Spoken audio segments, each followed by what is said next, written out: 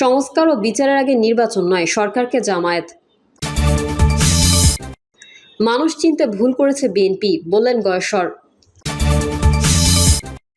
এই সরকারের নির্বাচন দেওয়ার ইচ্ছা ও ক্ষমতা নেই, বললেন জিএম কাদের। জানাবো মৌলিক সংস্কার প্রস্তাবে বিএনপি, জামায়াত ও এনসিপির মধ্যে এত অমিল কেন। এবং সর্বশেষ জানাবো এবারের বাজেটে নতুন কোনো চমক থাকছে না, বললেন দেবপ্রিয়। এতক্ষণ শুনছিলেন সংবাদ শিরোনাম, এবারে বিস্তারিত। তবে তার আগে অনুরোধ থাকবে আমাদের চ্যানেলটি সাবস্ক্রাইব করে বেল আইকনটি ক্লিক করুন। সংস্কার ও বিচারের আগে নির্বাচন নয়, সরকারকে জামায়াত। সংস্কার ও বিচারের আগে আগামী জাতীয় সংসদ নির্বাচন আয়োজন না করতে অন্তর্বর্তীকালীন সরকারের প্রতি আহ্বান জানিয়েছে বাংলাদেশ জামায়াতে ইসলামী। দলটি নায়েবে আমির অধ্যাপক মুজিবুর রহমান বলেন, যারা বিচার চায় না তারা শুধু তাড়াতাড়ি নির্বাচন চায়, সংস্কার চায় না।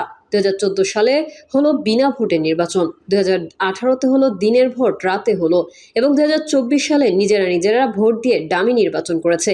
বাংলাদেশের জনগণ নির্বাচন চায়, তবে যেন তেন নির্বাচন চায় না।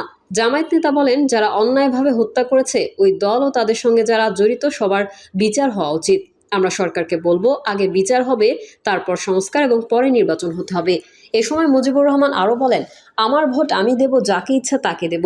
কিন্তু তাদের স্লোগান ছিল তোমারটাও আমি দেব। এভাবে তারা ভোটকে ধ্বংস করে দিয়েছে। অতএব ভোট ব্যবস্থা ও নির্বাচন ব্যবস্থাকে জীবন্ত করতে হবে। মৃত গণতন্ত্র, মৃত ভোট ব্যবস্থা নিয়ে দেশের নির্বাচন হলে দেশের মানুষের আশা আকাঙ্ক্ষার প্রতিফলন ঘটবে না। সেই জন্য আমরা সকলকে বলবো, সংস্কারের আগে নির্বাচন হবে না, বিচারের আগে নির্বাচন হবে না। মানুষ চিনতে ভুল করেছে বিএনপি, বললেন গয়েশ্বর। বিএনপির স্থায়ী কমিটির সদস্য গয়েশ্বরচন্দ্র রায় বলেছেন, জাপানে বসে প্রধান উপদেষ্টা যেভাবে বিএনপির বিরুদ্ধে কথা বলছে তাতে মনে হচ্ছে মানুষ চিনতে ভুল করেছে বিএনপি। ছাত্র জনতার বিজয়ের সুফল কিছু মানুষ ভোগ করতে চাইলে তারা ইতিহাসের আস্থা করে যাবে জানিয়ে গয়েশ্বরচন্দ্র রায় বলেন, ছাত্র জনতার বিজয় হয়েছিল গণতন্ত্র ও সুষ্ঠু নির্বাচনের জন্য। এবার গণতন্ত্রের বিজয় আদায় করতে হবে। সাবেক রাষ্ট্রপতি জিয়াউর রহমান স্বাধীনতা, গণতন্ত্র ও সার্বভৌমত্বের স্বার্থে গণমানুষের পাশে ছিলেন উল্লেখ করে বিএনপির এই নেতা বলেন, তিনি প্রচারমুখী ছিলেন না, প্রচারই তার পিছু পিছু নিতেন। স্বাধীনতা ও গণতন্ত্রের জন্য কি করতে হবে, কেন করতে হবে তা নিয়েই তিনি কাজ করতেন। গয়েশ্বর রায় বলেন, জিয়াউর রহমান ছিলেন গণতন্ত্রের পূজারী। তিনি নিজের জন্য নয়, জাতির জন্য কাজ করতেন। আজ অনেকের মুখে জিয়ার আদর্শ থাকলেও অন্তরে কিছুই নেই। এই সরকারের নির্বাচন দেওয়ার ইচ্ছা ও ক্ষমতা নেই, বললেন জিএম কাদের। জিএম কাদের বলেন, বর্তমান সরকার পৃথকীকরণ নীতি পালন করছে। দেশের বৃহৎ অংশকে তারা সমস্ত রাজনৈতিক অধিকার থেকে বঞ্চিত করে কোণঠাসা করছে। এজন্য কালাকানুন ও আলাদা ব্যবস্থা গ্রহণ করছে সরকার। আমরা এর তীব্র প্রতিবাদ জানাচ্ছি। তিনি আরও বলেন, জাতীয় পার্টি সমস্ত আন্দোলনে জনগণের পক্ষে ছিল। বিডিআর হত্যাকাণ্ডের সময় জাতীয় পার্টি জনগণের পক্ষে ছিল।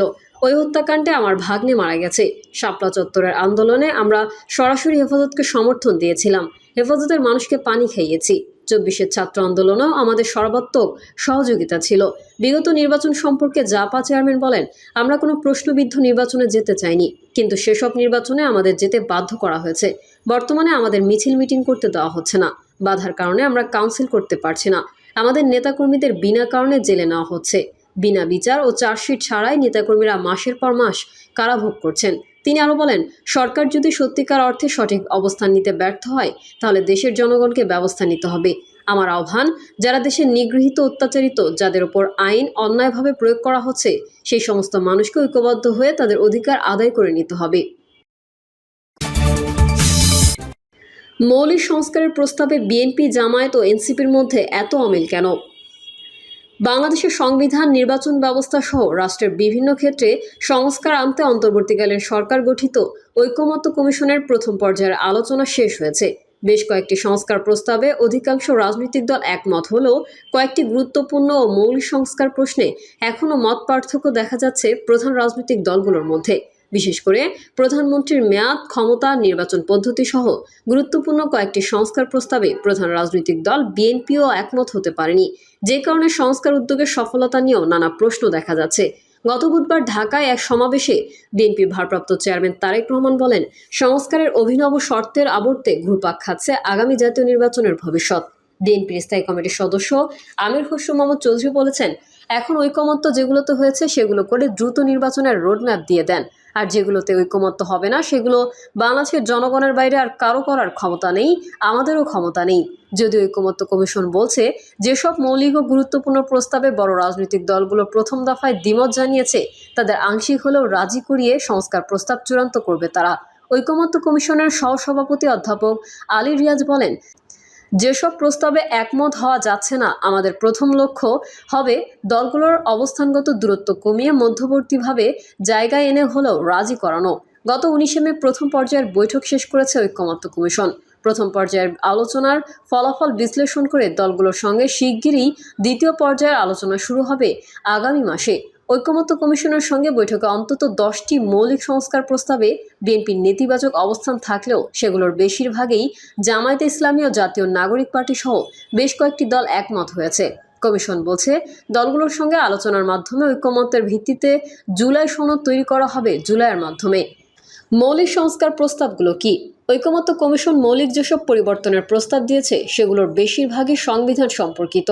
সাংবিধানিক ব্যবস্থা, নির্বাহী ক্ষমতার ভারসাম্য, স্বাধীন ও শক্তিশালী নির্বাচন কমিশন গঠন, সংবিধান সংশোধনে গণভোটের বিচার, বিচার বিভাগের পূর্ণ স্বাধীনতা নিশ্চিত, রাষ্ট্রের সাংবিধানিক পদে নিরপেক্ষ নিয়োগ দান, নির্বাচনকালীন সরকার ব্যবস্থা, দুর্নীতি দমন কমিশন বা দুদক, স্থানীয় সরকার ও জনপ্রশাসন সরকারের মতো বিষয়গুলো রয়েছে এই সংস্কার প্রস্তাবে। এর মধ্যে গুরুত্বপূর্ণ হিসেবে আলোচিত হচ্ছে ভবিষ্যতে যে কোনো ধরনের ফ্যাসিবাদী শাসন ব্যবস্থার উত্থান রোধ এবং রাষ্ট্রের 3টি অঙ্গ নির্বাহী বিভাগ, আইনসভা ও বিচার বিভাগের মধ্যে ক্ষমতার ভারসাম্য আনা। অন্তর্বর্তীকালীন সরকার গঠিত সংস্কার কমিশনগুলো বিভিন্ন রাজনৈতিক দল, নাগরিক সমাজের প্রতিনিধি, সাধারণ জনগণ সহ অনেকের কাছ থেকে মতামত নিয়ে সংস্কার প্রস্তাব নিয়েছে গত কয়েক মাসে। সংস্কার প্রস্তাবগুলো চূড়ান্ত করার পর গত কয়েক মাস ধরে বিএনপি, জামায়াত, এনসিপি সহ বিভিন্ন রাজনৈতিক দলের সঙ্গে বৈঠক করে ঐকমত্য কমিশন। ঐকমত্য কমিশনের সহসভাপতি অধ্যাপক আলী রিয়াজ বলেন, কাঠামোগত পরিবর্তনের জায়গাগুলোতে ঐকমত্য জরুরি, অন্যথায় এত কিছুর পর রাষ্ট্র কাঠামো একই রকম রেখে অগ্রসর হওয়া কঠিন। সংস্কারের প্রশ্নে দলগুলোর মত পার্থক্য। রাজনৈতিক দলগুলোর সঙ্গে ঐকমত্য কমিশনের প্রথম পর্যায়ের আলোচনা শেষ হয় 19 মে। প্রথম পর্বের আলোচনা শেষে গত সোমবার সংবাদ সম্মেলনে ঐকমত্য কমিশন জানিয়েছে, মৌলিক কাঠামোগত গুরুত্বপূর্ণ বেশ কিছু বিষয়গুলো প্রথম দফার আলোচনার পরেও অমীমাংসিত থেকে গেছে। কোনো কোনো সংস্কার প্রস্তাবে প্রধান দলগুলো পুরোপুরি বিপরীত অবস্থানেও রয়েছে, যেমন প্রধানমন্ত্রী পদে 2 মেয়াদের বেশি না থাকা, প্রধানমন্ত্রী দলীয় প্রধান হতে পারবেন না, সংসদে সংখ্যানুপাতিক উচ্চকক্ষ, জাতীয় সাংবিধানিক কাউন্সিল বা এনসিসি গঠন, এনসিসির মাধ্যমে সাংবিধানিক নিয়োগ, সংবিধান সংশোধনে গণভোট, জ্যেষ্ঠতম বিচারপতি, প্রধান বিচারপতি নিয়োগের মতো প্রস্তাবগুলোতে বিএনপির আপত্তি থাকলেও এতে একমত হয়েছে জামায়াতে ইসলামী, এনসিপি সহ আরও কয়েকটি রাজনৈতিক দল। জামায়াত ইসলামের মুখপাত্র মতিউর রহমান আকন্দ বলেন, আগামী মাসে বৈঠকে সংস্কার প্রস্তাব চূড়ান্ত হতে পারে। ওই বৈঠকে আমরা আমাদের মত দেব। যেসব বিষয়ে দ্বিমত আছে সেগুলো দ্বিতীয় দফায় বৈঠকের পর চূড়ান্ত হবে বলে আশা করি। গুরুত্বপূর্ণ অনেকেই প্রস্তাবে মতপার্থক্য থাকলেও বিদ্যমান ব্যবস্থায় নির্বাচন আয়োজনের পক্ষে একমত রয়েছে বিএনপি ও নতুন রাজনৈতিক দল জাতীয় নাগরিক পার্টি। বিএনপির স্থায়ী কমিটির সদস্য আমির খসরু মাহমুদ চৌধুরী বলেন, বিভিন্ন পার্টির বিভিন্ন চিন্তা, বিভিন্ন দর্শনের সঙ্গে আমাদের কেন একমত হতে হবে? আমরা কি বাকশাল নাকি? একমত হওয়ার সুযোগ নেই। অন্যদিকে নারী আসনে সরাসরি নির্বাচন প্রস্তাবে বিএনপি, জামায়াত কোনো দলই একমত পোষণ না করলেও এই প্রস্তাবে এনসিপি প্রস্তাবের পক্ষেই তাদের মত দিয়েছে। জাতীয় নাগরিক পার্টির সিনিয়র যুগ্ম আহ্বায়ক আরিফুল ইসলাম আদিব বলেন, মৌলিক সংস্কারের প্রশ্নে একমত না হওয়া গেলে রাষ্ট্রের পরিবর্তন সম্ভব না, সেটি গণ অভ্যুত্থানের আকাঙ্ক্ষারও বিপরীত। আবার প্রধানমন্ত্রীর ক্ষমতা হ্রাস প্রস্তাব আংশিকভাবে একমত হয়েছে বিএনপি। অন্যদিকে রাষ্ট্রীয় মূলনীতি থেকে বহুত্ববাদের মতো বিষয়গুলোতে বেশিরভাগ দলই একমত হয়নি। ঐকমত্য কমিশনের সহসভাপতি অধ্যাপক আলী রিয়াজ বলেন, যেসব বিষয়ে বড় আকারে অগ্রহণযোগ্য বলে বিবেচিত হবে সেগুলো নিয়ে হয়তো এগোবে না ঐকমত্য কমিশন। যেমন 4টি প্রদেশ গঠন কিংবা সংবিধানের মূলনীতিতে বহুত্ববাদের প্রশ্নে কোনো দলই একমত হয়নি। যেগুলো নিয়ে কোনো দলই একমত হয়নি সেই সব জায়গা নিয়ে কমিশন আর এগোবে না। সংস্কার বাস্তবায়ন নিয়ে যে প্রশ্ন, শেখ হাসিনার সরকার পতনের মধ্যে দিয়ে ভেঙে গেছে জাতীয় সংসদ। অন্তর্বর্তীকালীন সরকার এসব সংস্কার প্রস্তাব নিয়ে আলোচনা করলেও সেগুলো কিভাবে বাস্তবায়ন হবে সেটি নিয়ে নানা প্রশ্ন সামনে আসছে। সংস্কারের সুপারিশগুলো কিভাবে বাস্তবায়ন হবে এই নিয়েও রাজনৈতিক দলগুলোর বিপরীতমুখী অবস্থানে রয়েছে। বিএনপি চায় কমিশনের সঙ্গে সংলাপের রাজনৈতিক দলগুলোর যেসব বিষয়ে ঐকমত্য হবে তা নিয়ে সই হবে জুলাই সনদ। এর ভিত্তিতেই পরবর্তী সংসদে সাংবিধানিক সংস্কার হবে। তবে এই সংস্কার প্রস্তাব বাস্তবায়নে জামায়াতের প্রস্তাবনা গণভোট এবং এনসিপির প্রস্তাবে রয়েছে গণপরিষদ নির্বাচন। এনসিপির নেতা আরিফুল ইসলাম আদিব বলেন, সংস্কার প্রস্তাবনা বাস্তবায়ন পদ্ধতির ক্ষেত্রে অধিকাংশ দলই গণভোট বা গণপরিষদের মতামত দিয়েছে। বিএনপির এটা নিয়ে আপত্তি। এটাতে বিএনপি বাদে অন্য দলগুলো যে মতামত দিয়েছে সেটাই যৌক্তিক। হয় গণভোট বা গণপরিষদ দিয়ে এটির সমাধান বের করতে হবে। প্রিয় দর্শক, এই ছিল এখনকার সর্বশেষ সংবাদ। আপডেট সহ সংবাদ পেতে চ্যানেলটি সাবস্ক্রাইব করে বেল আইকনটি ক্লিক করুন। কমেন্টে আপনার মতামত জানিয়ে আমাদের সাথেই থাকুন। ধন্যবাদ সবাইকে। আল্লাহ হাফেজ।